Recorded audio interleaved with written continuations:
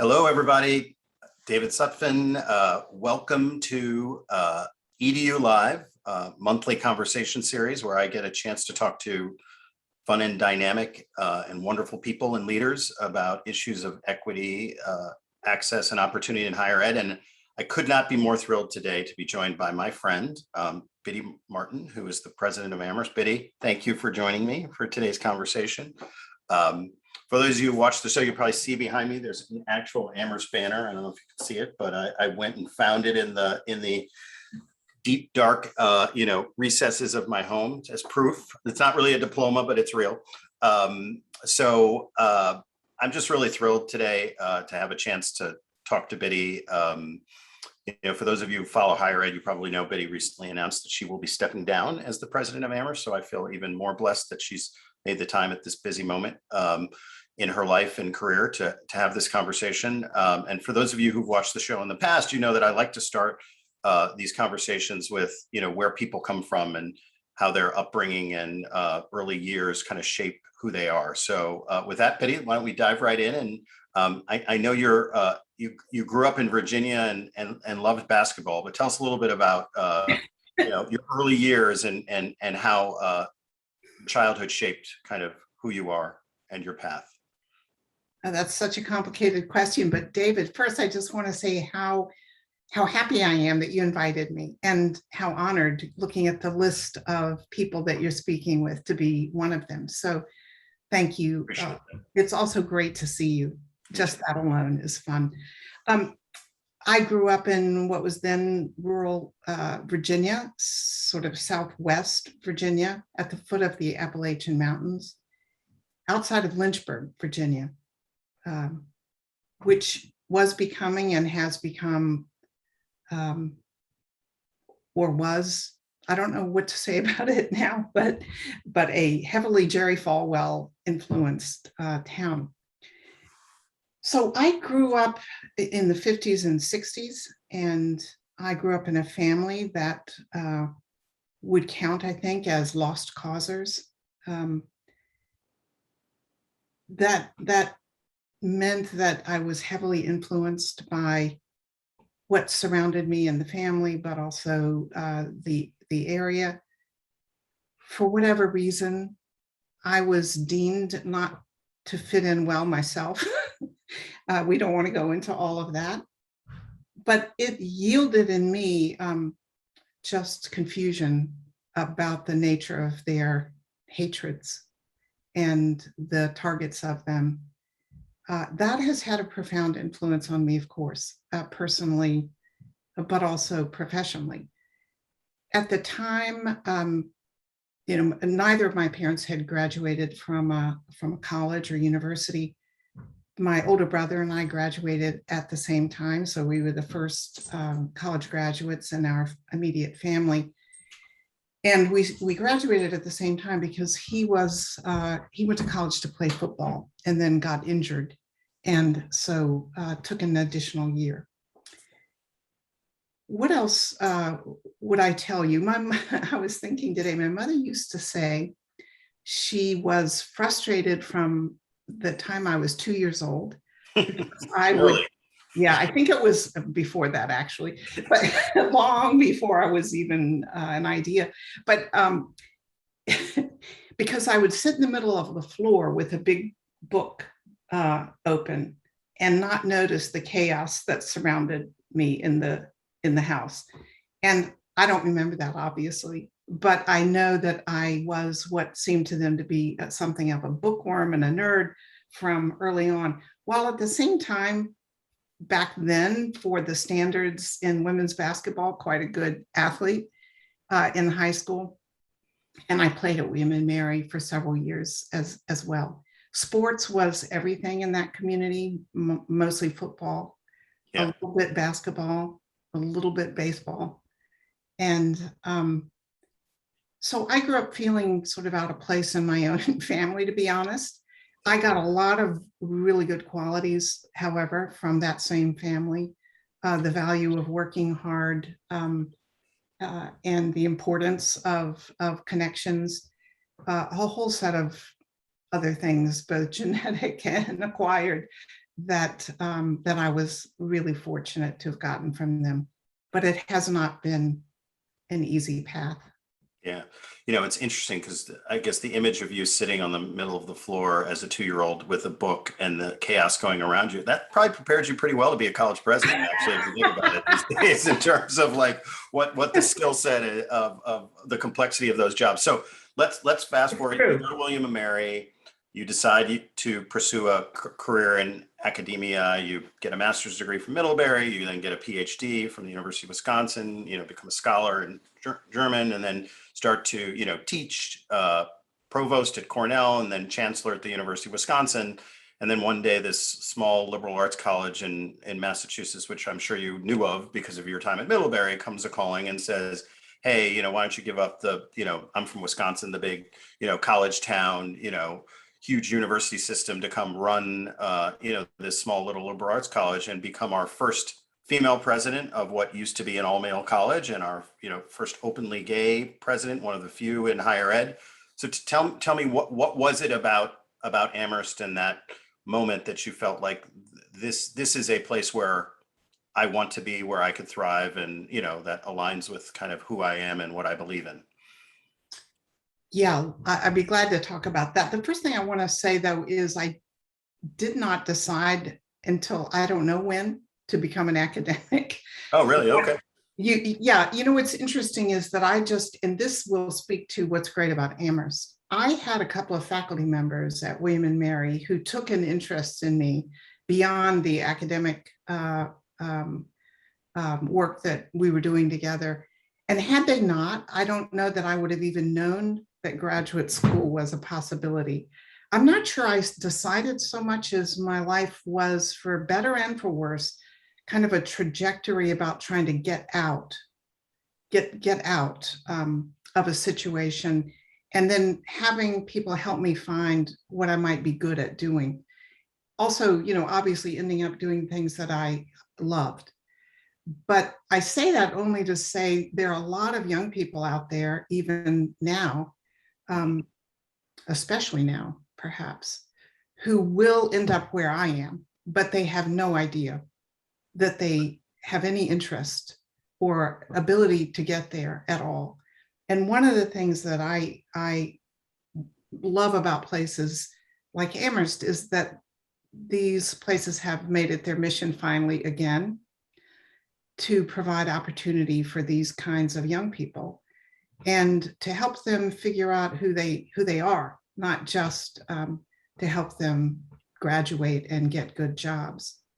So I got interested in Amherst because I knew its reputation for having started in a very serious way with serious financial aid investments to diversify the student body, socioeconomically in particular. And this was something that mattered to me. And what I wondered was what happens as you extend the diversity or heterogeneity of a student body in a traditionally white institution, and one known as elite. What do you do then? Like, what are the challenges then? Because my sense is, for wealthier institutions, the recruitment and admission of talented students from everywhere talent exists, which is everywhere, is part of the challenge. And Tony really broke through in convincing trustees and the campus that this kind of investment was crucial. But I think the harder task proves to be equity, inclusion, and a sense of belonging, or I'd even call it ownership.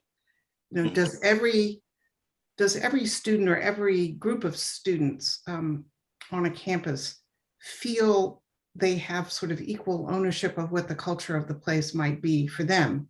Not that they're defining it for everyone else, but those are much tougher goals to meet. So Biddy, maybe talk a bit for those who don't know, like what is the representational heterogeneity of the student body at Amherst right now in terms of, students of color, international, the percentage of students that are on financial aid, the average debt load that students graduate with, and the like, just to paint a picture of that for folks. I hope that I can do it as a humanist. Yes, Sometimes it's always hard to do that. I wonder about my numbers, but I think I'm going to be, I know I'm right about the first few things. So Okay, this is good. the first, with this new entering class, it's the first time that an entering class at Amherst has been 51% students of color, self-identified students of color. So we're a minority campus, as they say, although it's not an expression I love. But anyway, you know what I'm saying. And the percentages are not that different for the student body as a whole. I think they're 48% in the student body as a whole who identify as students of color.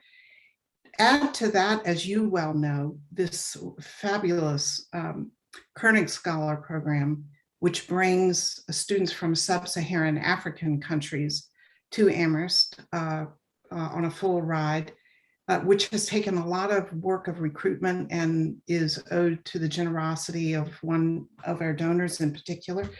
And when we add those students, as well as many other international students of color, the numbers go up, of course, even more significantly. So Amherst is need blind, completely need blind. We meet full need, demonstrated need for all students, whether domestic or international. I think we're probably one of only about 4 or 5 institutions in the country among the so-called elites who do that include international students. And about 80% of our international students over my time, have been aided students, so financial aid. So we don't have the kind of gap between domestic and international students when it comes to financial circumstances. We have these, very difficult contradiction between wanting to be a place that is as equitable as possible, but having to live with what are, given the country and the world, sometimes irreconcilable contradictions between wanting everyone to have the same opportunity and the realities that people come to us having already had extremely divergent sets of opportunities. So we're working with that. Let's dig in a little bit more there, because I guess and for those of you who may or may not be, I was a trustee, blessed to be a trustee for 6 years, entirely during Biddy's tenure as president. So saw some of these challenges and opportunities up front. And one of the people who was chair of the board when I joined is Cullen Murphy. For those of you who don't know, just an amazing human being who I know was a really wonderful partner to Biddy. And he used to often say that, our aspiration is for Amherst to be, a diverse intellectual community where all 3 of those words have equal meaning. And so, as you said, the community dimension of it is the part. So talk a little bit about, I remember, some of the stories about just the realities of how the college needed to adapt once we had Koenig scholars. And then the other thing that I remember hearing about is like chemistry 101. And, you suddenly have, first year students showing up in large numbers who want to take chemistry. And, some are coming from, regardless of the color of their skin, coming from, elite schools that had labs that might have been nicer than at least at that time our science center, and then other kids who are equally as brilliant and equally interested in the subject who'd never been in a lab before. And if you're a faculty member, like, what does it actually mean to create an equitable learning environment if that's the situation you're confronted with? So to maybe talk a little bit about some of the lessons we've had to learn as an institution grappling with those realities. This is one of my favorite things to talk about. So one of the most exciting things that has happened at Amherst is that the diversity of the student body on all the measures that you've spoken about and I have, that has created incredible innovation in teaching and learning and across the disciplines. So I'm just thinking of one example, a new STEM Incubator, which is a summer program for rising sophomores, where these are students who are historically underrepresented in the STEM fields. And they are invited to become part of a program that allows them to acquire research skills in an intensive set of sessions in the summer with some of our great science faculty. what we realized, and what becomes obvious is that people don't have all the same backgrounds, regardless of race. They, as you say, some have been to what are considered the best boarding schools in the United States. Some have been to public high schools. Some of the public high schools are fantastic. Some are less good when it comes to preparation in certain fields because of resource differences. And so the students have taught us well, I'd say. I mean, the faculty has done a lot on their own, but the students have also, through everything from just information sharing to perfectly legitimate complaints to protests, they have made it evident where it hadn't already been evident what it is that stands in the way of success, let's say for now, just in certain STEM fields. One of my favorite things that's occurred since I came to Amherst is the fact that math is now math and computer science are the fastest growing majors at Amherst across all demographics. And what the math department has done to ensure that students, regardless of background, can succeed in doing math, overcoming that bias that people, young women, as well as students of color, students from less well-off backgrounds, they have looked hard at that internalized assumption and done the work of figuring out how to show students, by drawing on upper class students in part as tutors, how to show them that they absolutely can do the work as well as anyone else. So these are some of the success stories. There's now a humanities incubator that is set up also to help students through summers learn the research skills that will allow more underrepresented students or students from historically underrepresented groups to go on to graduate school and into the professorate, which we also badly need. Definitely need, yeah. I don't know if I've ever told you this story, but what you just said about math hits home in a very profound way for me. So, I came to Amherst from a decent public high school in Milwaukee. I was a good student, not a spectacular student. I believe at the time, I'm not ashamed of this, that the school was much more intentional about affirmative action, and, I tested well.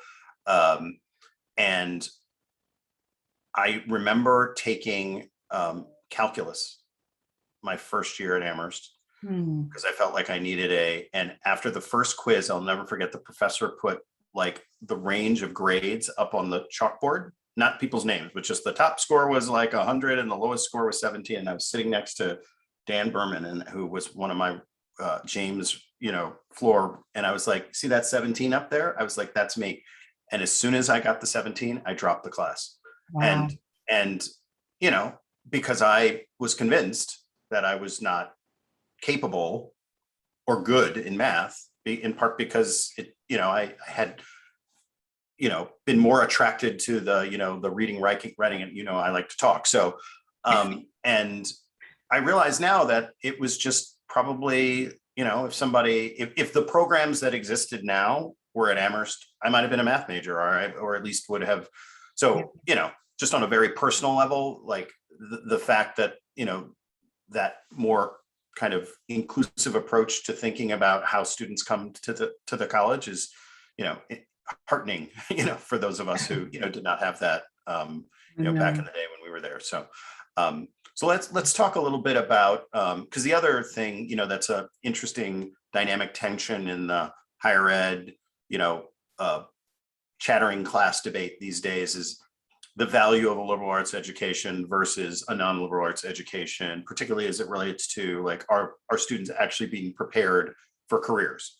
I know, because we've had this conversation many times, and you wouldn't be the president of a liberal arts college if you did not believe in the value of liberal arts. But I think there has been a much more intentional focus around creating summer job opportunities for folks. So maybe talk a little bit about how the school has also tried to grapple with the fact that not everybody comes with the same social capital or networks or ability to get the internship over the summer from their parents, friends, family who happens to, be able to hook them up, and how that is part of also creating a more, inclusive and, allowing students to kind of explore what's possible for them. Yeah, absolutely. I mean, you're right that I am a big believer and will always be in the value of liberal arts education, especially in times of change. Yeah. What's that essay that you said that was written by a professor at the University of Wisconsin? Oh, I love that essay. William Cronin. William Cronin. Okay. It's called Only Connect. Only Connect. What are the qualities in human beings that he admires, that he associates with liberal arts education? It's a beautiful essay, and I couldn't agree with it more. So let me say this. It is true that we confronted the reality that, liberal arts education, I think, is the best suited form of education for a lot of students, not all, for these times and for an uncertain future. But it's also true that careers are crucial, and preparation for careers and gaining what you're calling the social capital to be well situated to get jobs and thrive in them is crucial. So we have, over the past 10 years, grown, actually really taken a very traditional career center and turned it into the Loeb Center for Career Exploration. And that is one of our biggest successes, I think. That is a program, within it, there are programs that really matter to students. We have a Meiklejohn Fellows program named after one of Amherst's, I think, great presidents from 100 years ago. The Meiklejohn Fellows are first generation and low income students for whom there is not just additional aid, but also the promise of internships paid by the college. And the Charles Hamilton Houston program is the source of funding for internships, so that low-income students, first-gen students who need, who would otherwise need to work to support themselves or their families in the summer, can take advantage of great internships that are unpaid, in just the same way that students in better financial circumstances have always been able to do. It also links students with good internships through connections with our alumni and connections that the Career Center has built over time. And finally, they do one thing that I think is absolutely spectacular, and that is they take students in groups of up to 20 out to different sectors, to Silicon Valley, to Washington, DC, to Boston, to think about the school system and what it would be like to teach. So there's the tech sector, there's government or public service, there's private sector and educational opportunities. They want students to meet with our alumni and other people in different sectors and try to learn how to reflect on what they really love doing, what they're good at doing, and what they need to learn in order to place themselves well. So this is a thriving addition to a liberal arts education, and one that was badly needed, all the more once the place was so different when it comes to the breakdown socioeconomically. By the way, we've been about 22 to 25% every year, I think, the past 6, 7, 8 years in Pell Grant eligible students. So the fact that these programs exist, we owe in very large measure to our generous alumni, and also to the fact that we have an endowment that has allowed us to make investments. There's one point I want to make, both about inclusiveness in pedagogy and about other dimensions of what it takes to be genuinely inclusive and equitable. Everything that's changed at Amherst, every realization about where some of the gaps are, has benefited every student at Amherst. That is, the way people have shifted in their thinking about teaching and learning, the fact of a full-blown center for career exploration, these things benefit every Amherst student. And so I'd say if there's one lesson I've taken from all of this, it's like there's nothing we do to try and ensure that every student is fully involved and has equal opportunity for these various outcomes. There's nothing that we've done that I don't think fails to benefit every student, regardless of how privileged or not that student might be. And that's the beautiful thing about diversity and inclusion. Yeah, totally. So two things. One, just a random aside. It just so happens that Comcast just recently announced that you can use their Internet Essentials if you're Pell eligible. So to the extent that there are students at Amherst who are on Pell Grants, they can now get money for their internet connection and all that. So I'll send you the stuff. Maybe we can send it out to the students who at Amherst are on Pell Grants. I guess let's talk a little bit about, because there is, as you know, because you've had to deal with it on a variety of cases in the last 10 and a half years, there is a complexity that is associated with identity politics and, diversity. And, I often talk about, at the same time that you want people to feel that sense of ownership and, defined, identity, you also need at the same time to demonstrate that there are some shared values that define a place, right? And you want to be able to have both of those things operating at the same time. So talk to me a little bit about whether it's in the context of, who can come speak on campus, if it's a political year, or, the uprising that we had a couple of years ago on campus.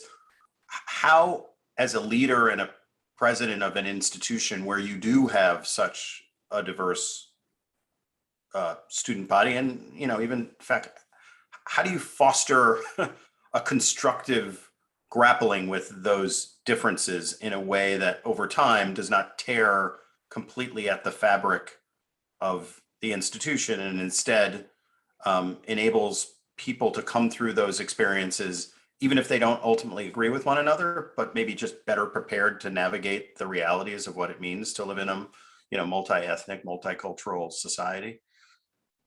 That is just the best possible question, and very, very difficult and challenging to pull off,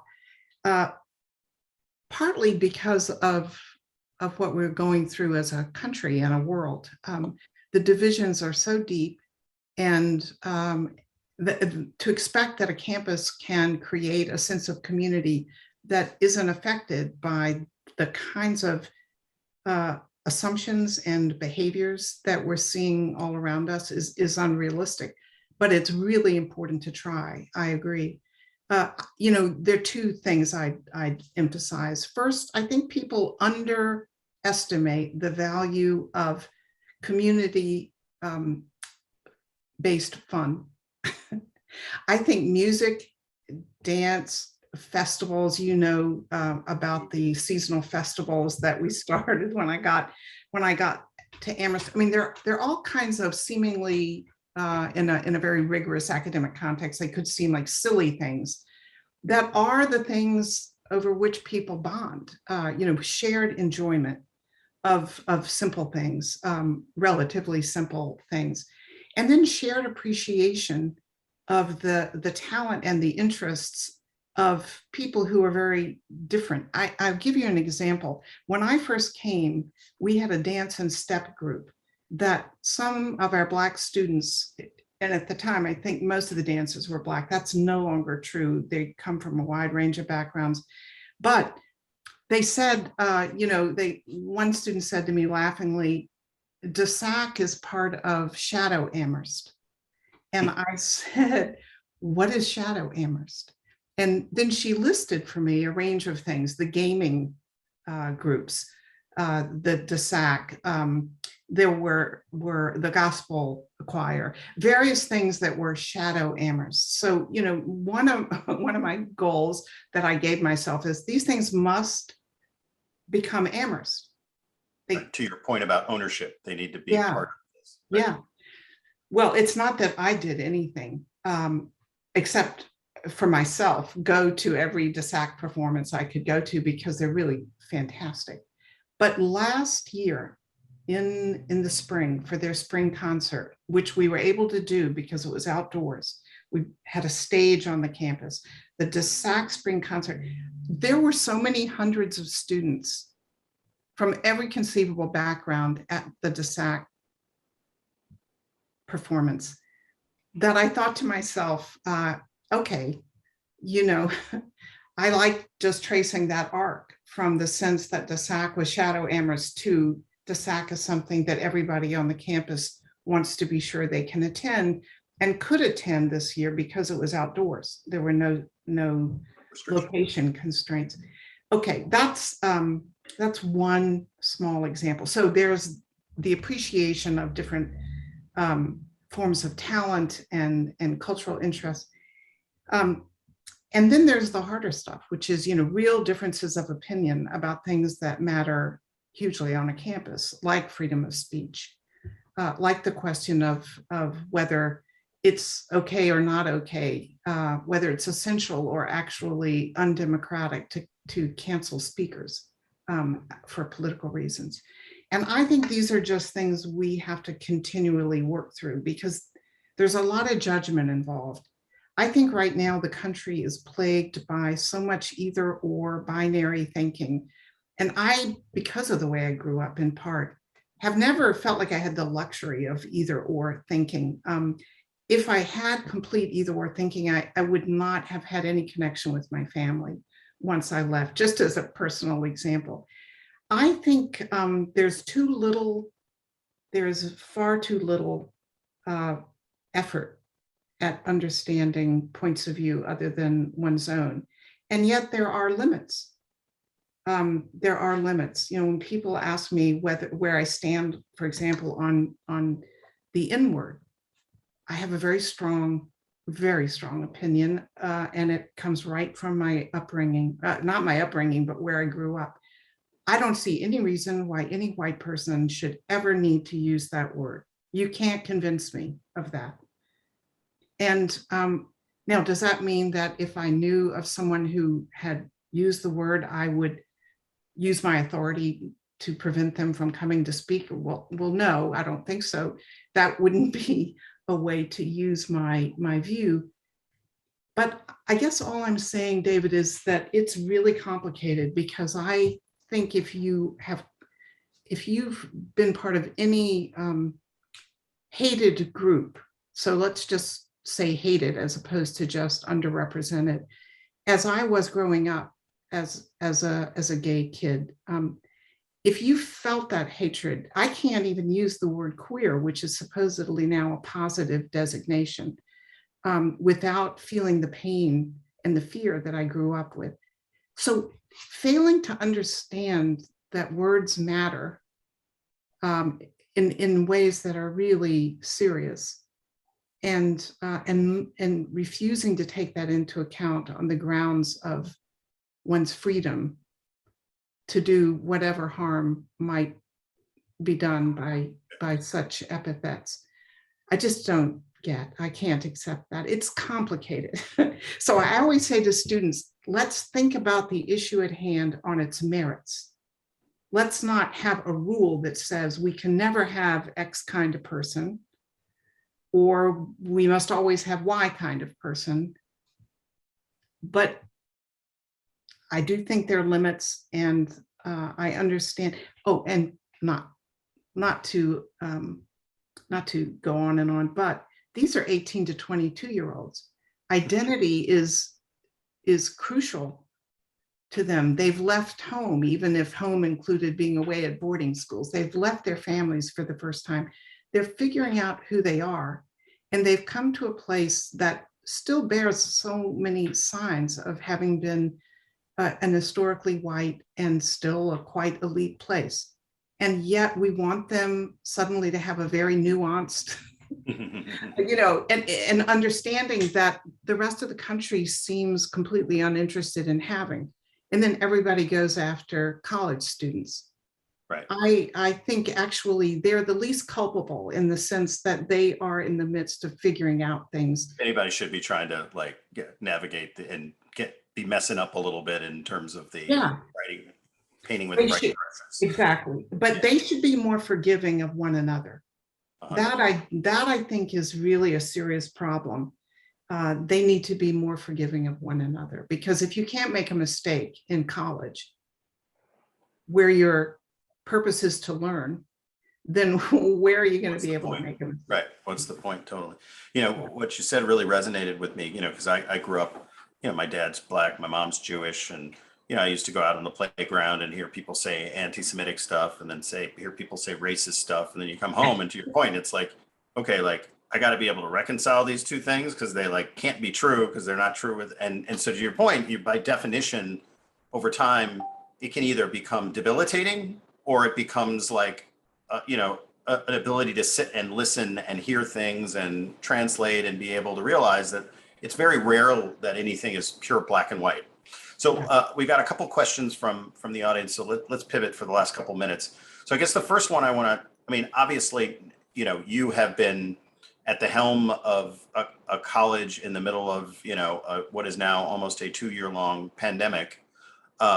What do you feel like Amherst and/or higher ed leaders have learned during this period, or that they should learn during this period, in terms of thinking about what the future of higher education needs to be or look differently as a result of what we've all experienced this last 2 years? So I think we've learned so many things. I mean, first of all, that we're much more agile as institutions than anyone, including all of us in the institutions, might have believed, being able to turn on a dime the way we did. I think at Amherst, we've just learned again how devoted the faculty is to doing everything in their power to make sure students learn. I think we've learned that I don't even know whether to call it online, but virtual learning, you know, is blended learning. Well, blended learning in particular is enormously helpful. And we've also learned that social connection and friendship and proximity really matter. And I think all of that adds up. If you look at the mental health problems that so many young people are encountering today, and not just young people that are the product in part of isolation and fear. And so I would say blended learning is the future. And for residential liberal arts colleges, you know, we had a number of faculty who were already using a lot of what at the time were called online tools, flipped classrooms, and other ways to make learning more active.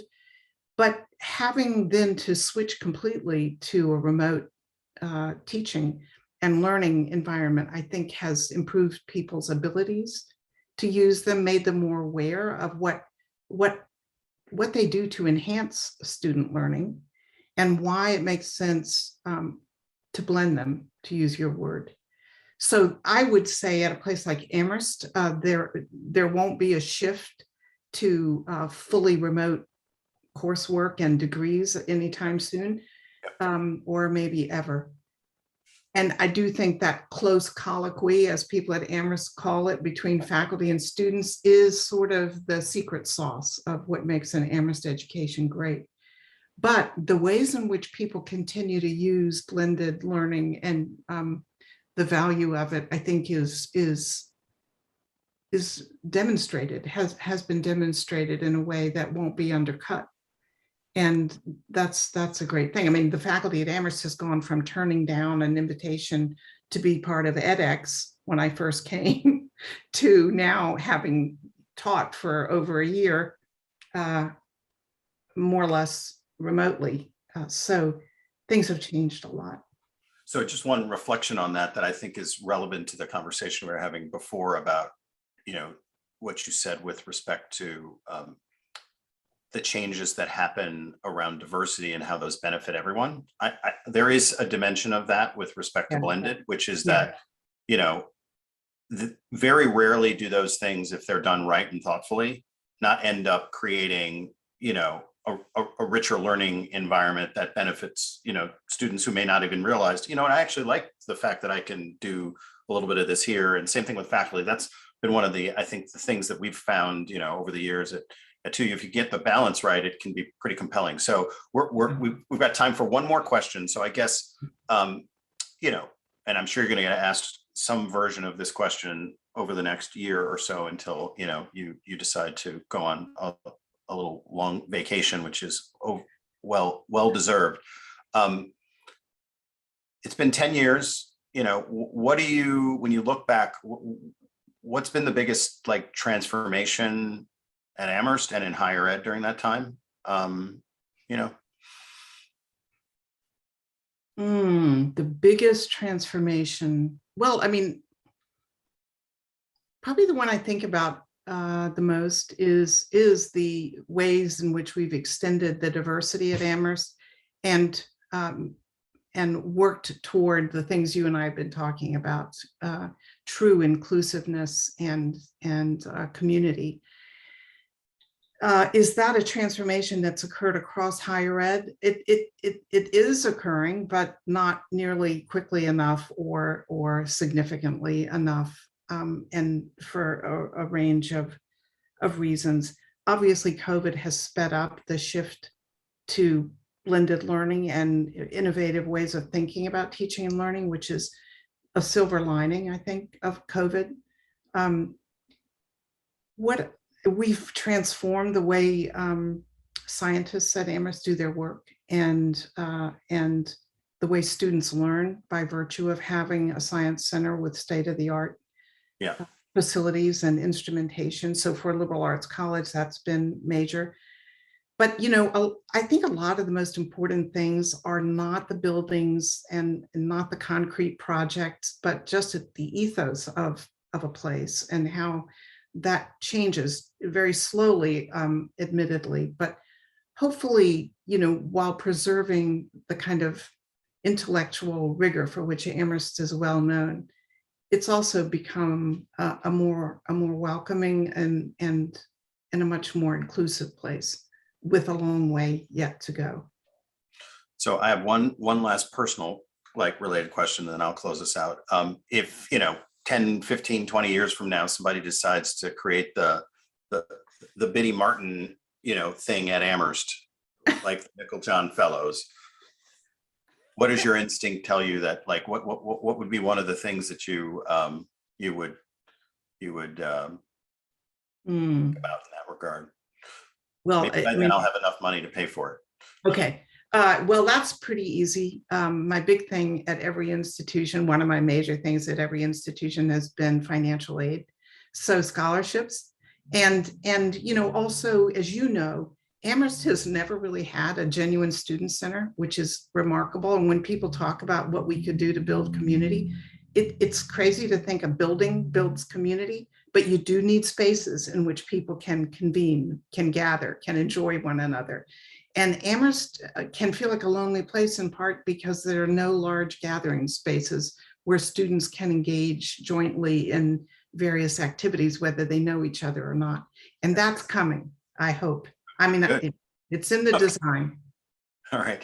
So I guess as we get ready to close out, I would say,